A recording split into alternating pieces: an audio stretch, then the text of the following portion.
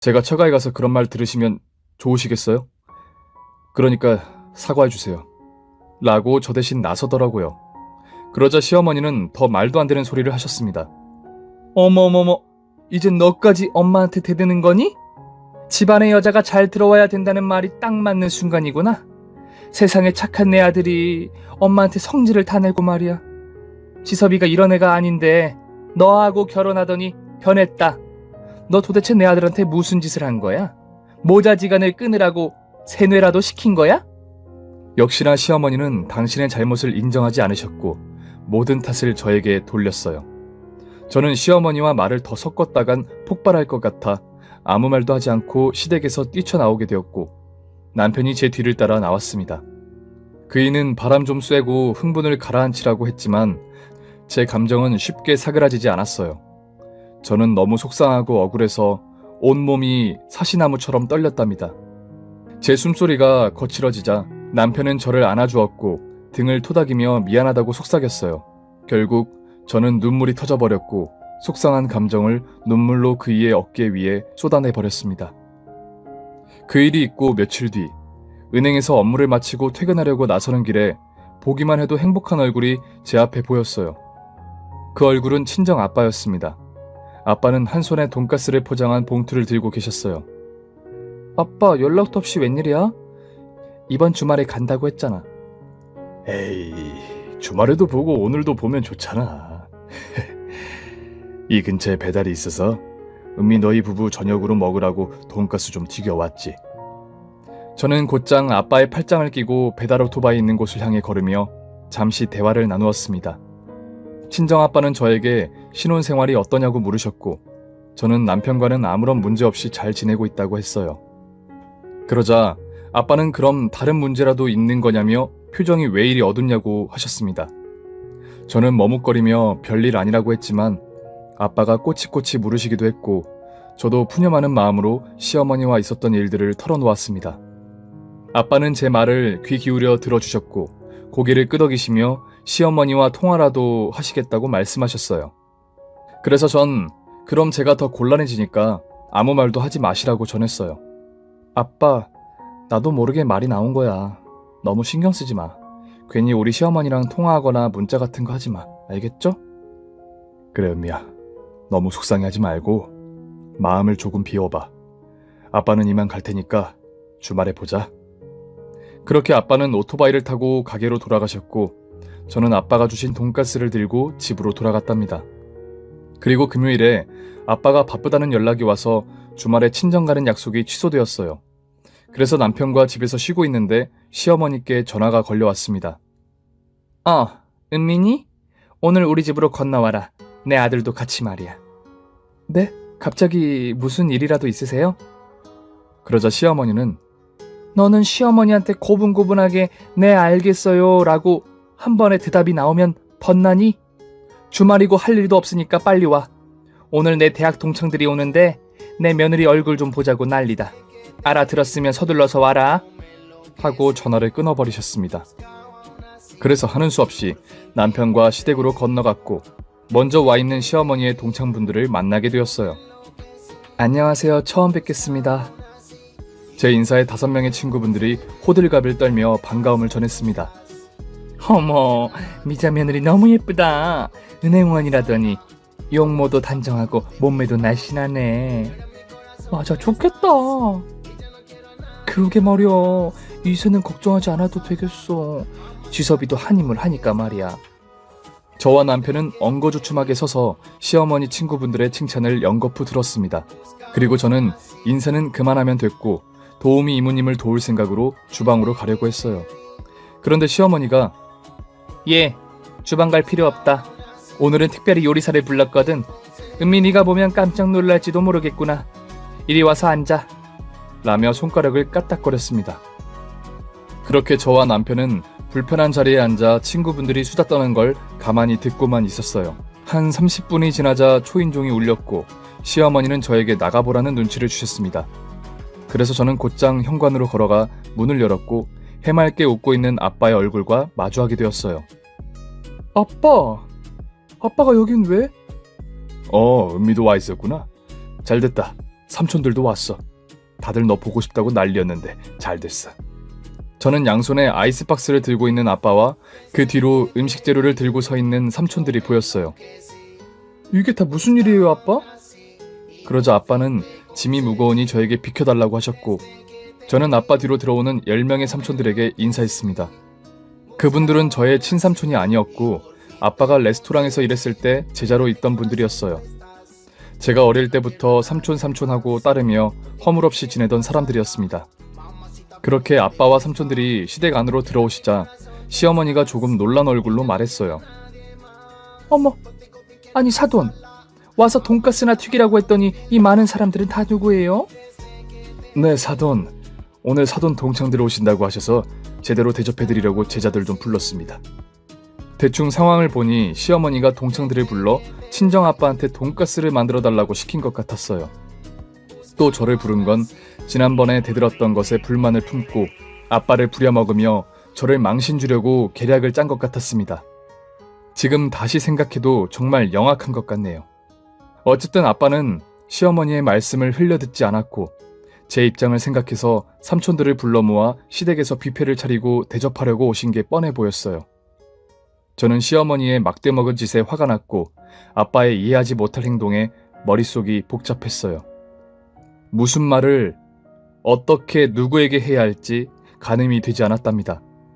결국 저와 남편은 가만히 앉아만 있었고 아빠와 삼촌들이 주방과 거실을 오가며 접이식 식탁을 세팅하고 본격적인 음식 준비에 돌입했어요.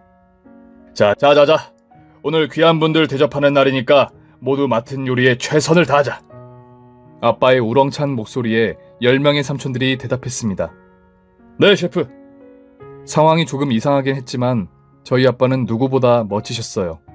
그리고 시어머니가 놀랄만한 호텔 요리가 멋들어지고 맛깔스럽게 식탁 위에 올려졌습니다. 이윽고 시어머니의 동창분 중 한 분이 갑자기 손뼉을 치며 호들갑을 떨었어요. 어머, 저분 텔레비전에 나왔던 유명한 셰프잖아. 삼촌들은 다들 잘나가는 레스토랑의 셰프여서 텔레비전이나 유튜브에 가끔씩 얼굴을 비추셔서 많은 사람들에게 알려져 있었어요. 이어서 다른 동창분이 아, 맞네. 얼마 전에 요리대회 하는 프로그램에서 심사위원으로 나왔던 그 셰프야. 라고 포효하듯 소리쳤습니다. 그러자 시어머니는 어리둥절한 표정을 짓더니 저를 빤히 보시더라고요. 왜 유명 셰프가 저희 아빠의 제자인지 대답해달라는 표정처럼 보였어요.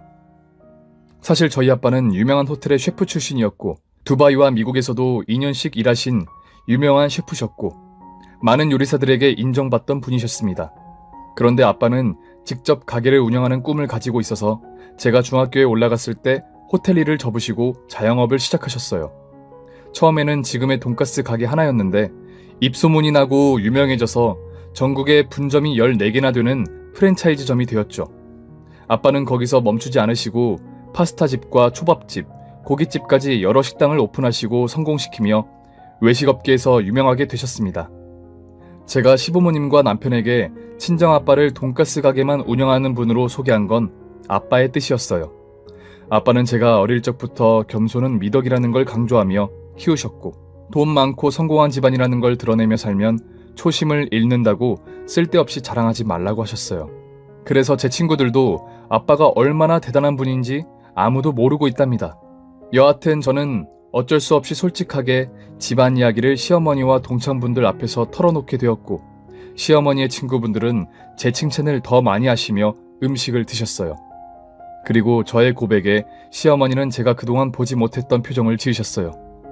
마치 로또에라도 당첨된 사람처럼 눈이 이마에 닿을 만큼 크게 뜨셨답니다.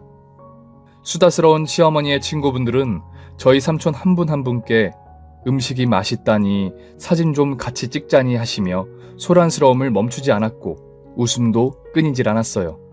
그 틈을 타 저는 아빠한테 시댁에 와서 왜 이렇게까지 하냐고 여쭈었답니다. 며칠 전에 네 은행 앞에서 들었던 말이 마음에 걸리더라고. 그래서 사돈한테 안부차 전화드려서 너 좀 잘 부탁한다고 말하려는데 다짜고짜 오늘 동창들과 모임이 있다고 하시더구나. 나더러 돈가스 좀 튀겨달라고 하셔서 대충 눈치챘지. 나 혼자 왔으면 또 너를 무시할 것 같아서 작정을 하고 삼촌들을 데리고 온 거야. 이 정도 하면 앞으로 은미 너를 함부로 대하지 않겠지? 역시 제 예상은 빗나가지 않았어요. 앞으로 애써 태어난 척하며 아빠한테 고맙다고 말하고 소파에 돌아가 앉았습니다. 그리고 잠시 후 시어머니가 제 옆으로 슬그머니 다가오셨고 제 머리카락을 귀 뒤로 넘겨주시는 거예요. 순간 소름이 돋은 저는 시어머니가 뭘 잘못 드셨나 싶어 끔찍한 표정을 지으며 쳐다봤어요. 우리 은미가 예쁘긴 예쁘네. 내 친구들 말처럼 내가 며느리를 참 잘 얻었지. 그런데 왜 아버지가 유명한 분인 걸 숨겼어? 나 오늘 너무 깜짝 놀랐잖아. 아, 네? 그건 죄송하게 됐어요. 아니야, 죄송하긴. 괜찮아, 은미야. 시어머니는 또다시 제 앞머리를 넘겨주시며 다정한 척을 하시는데 온몸의 털이 삐쭉 서더라고요. 저의 친정이 부자시고 아빠가 유명한 분이니 바로 태도를 바꾸신 거죠. 게다가 돈가스를 끔찍하게 생각하는 분이 저희 아빠가 돈가스를 직접 가져다 드리자 시어머니는 맛을 음미하시며 세상에 이렇게 맛있는 돈가스는 내 생애 처음이에요. 사돈, 이거 돼지고기 맞아요? 씹히는 거로 봐서는 소고기처럼 아주 부드러워요. 라고 아부까지 떨더라고요. 이에 성격 좋으신 아빠는 아이고 그럴 리가요. 다만 저는 돼지고기 중 안심으로 만들어요. 이 망치로 수십 번 두드려서 육질이 더 부드럽게 느껴지실 거예요. 어쨌든 입맛에 맞으시다니 다행이네요. 다른 음식들도 좀 드세요. 여기 다들 셰프들이니까 사돈 입맛에 잘 맞으실 겁니다. 하고 말씀하셨죠. 그러자 시어머니는 어깨까지 흔들며 접시를 들고 일어나셨고 즐거운 동창회를 이어갔어요. 다행이라고 해야 할지 모르겠지만 저는 그날 시어머니에게 막말을 듣지 않았고 칭찬만 받고 집으로 돌아갔답니다. 그리고 저희 아빠의 비밀을 알게 된 시어머니는 일주일에 서너 번은 저에게 안부 전화를 주셨고 부담스러울 정도로 다정한 말투로 말씀하셨어요. 그동안 천박하고 무식하다는 말씀을 하시던 분이 저에게 은미야, 엄마 안 보고 싶니? 하시며 온갖 아양을 떠셨습니다. 그리고 며칠 뒤에는 저에게 노골적으로 말하더라고요. 은미야, 너희 아버지 돈가스 가게 말이야. 내가 한번 찾아가 봤는데 정말 사람들이 줄을 서서 먹더라. 한 달 매출이 얼마나 되신다니? 내가 가만히 생각해 봤는데 나도 사돈한테 분점 하나 받아서 가게를 내보면 어떨까 해. 결국 돈이었어요. 저는 이럴까봐 아빠의 비밀을 터놓지 않았던 겁니다. 아빠는 세상 사람들이 장사를 너무 쉽게 생각한다며 절대 아무에게나 가게를 주지 않으시는데 나중에 시어머니가 아빠를 찾아가면 상황이 곤란해질 것 같더라고요. 그래서 제가 미리 싹을 잘라버리려고 솔직히 말했습니다. 어머님 죄송하지만 그건 안 될 것 같아요. 저희 아빠는 요리 경력이 10년이 넘은 분들한테만 분점을 주세요. 그런데 어머님은 평생 살림만 하시고 사셨잖아요. 죄송해요 어머님. 얘 은미야, 내 요리 경력을 따지면 40년은 된다? 내가 처음부터 도우미를 달고 살았겠니? 나도 요리를 할 줄 아는 여자야. 그리고 내가 직접 돈가스를 튀기겠니? 직원 부릴 거니까 걱정 안 해도 돼. 여전히 말이 통하지 않는 건 그대로였습니다. 그게 아니고요. 장사를 한 지 10년이 넘은 사람에게만 분점을 주신다고요. 경력이 없는 분들은 쉽게 포기해버리기 때문에 아예 고민 자체도 안 하시고 잘라내세요. 그래? 그럼 내가 직접 사돈을 만나봐야겠구나. 어쩌면 우린 좋은 사업 파트너가 될지도 모르겠어. 그리곤 직접 친정아빠의 가게를 찾아가 분점을 부탁하셨습니다. 물론 아빠는 좋은 말로 안 된다고 돌려보냈는데 이틀에 한 번씩 들러서 선물 공세까지 펼쳤다네요. 그런데도 아빠가 넘어오지 않자 매주 저희 신혼집에 명품백을 가져오시거나 백화점 옷을 잔뜩 사오시고 있답니다. 저는 아빠는 완강할 거라고 말하며 선물을 거절했지만 시어머니는 고집을 부리며 저에게 선물 세례를 퍼부으셨어요. 어머님 저 이거 못 받아요. 아무리 이래도 소용없다니까요. 저희 아빠는 절대 분점을 내주지 않을 거예요. 그러니까 이거 그냥 도로 가져가세요. 얘는? 이거 엄마가 딸에게 주는 선물이야. 누가 돈가스 집 차리고 싶어서 이러는 줄 아니? 엄마는 은미가 너무 좋아. 그래서 베푸는 것뿐이야. 이렇게 누가 들어도 속보이는 거짓말을 아무렇지 않게 하시곤 합니다. 그래도 결혼 초처럼 막말을 하시거나 무시하는 행동은 하지 않으셔서 다행이네요. 제 남편은 그냥 시어머니가 주는 선물을 받아가며 지금처럼 이쁨 받으며 살라는데 이게 맞는지 모르겠어요. 시어머니의 이런 태도가 언제까지 갈지 의문이 들기도 하고요. 설마 또 막말을 하던 모습으로 돌아가진 않겠죠? 여러분이 저라면 어떻게 하실지 궁금하네요. 제가 어떤 대처를 하며 살아야 할지 댓글로 알려주시면 진심으로 감사하겠습니다.